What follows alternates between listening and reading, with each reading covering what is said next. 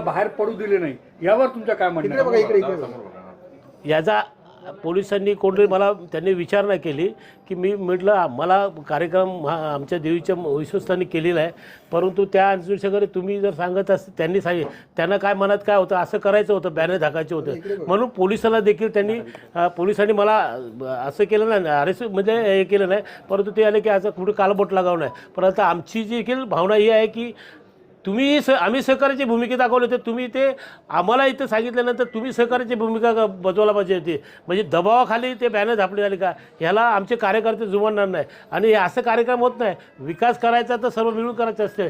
याचा अर्थ भारतीय पार्टी खूप सुंदर आहे, सर्व युतीमध्ये आहे. आदरणीय शिंदेसाहेब देखील एकत्र आहेत आणि कुठेतरी येऊन इथे आदरणीय प्रदेश रवींद्र साहेब गालबोट लावतात, त्याच्यामुळे हा राजकारण बिघडला गेला आहे. मला वाटतं की त्यांच्या लायक पण कार्यक्रम नाही, त्यांनी हा आमच्या कार्यकर्त्यांच्या छोट्या कार्यकर्त्याच्या हातात देऊन हा कार्यक्रम राबवला पाहिजे. ह्याकरता असं करून वाद करून तुम्ही इलेक्शन लढ आहेत का? शहर की ताज़ा तरीन खबरें देखने के लिए हमारे YouTube चैनल को सब्सक्राइब करिए। अगर वीडियो अच्छा लगा तो लाइक और शेयर करिए।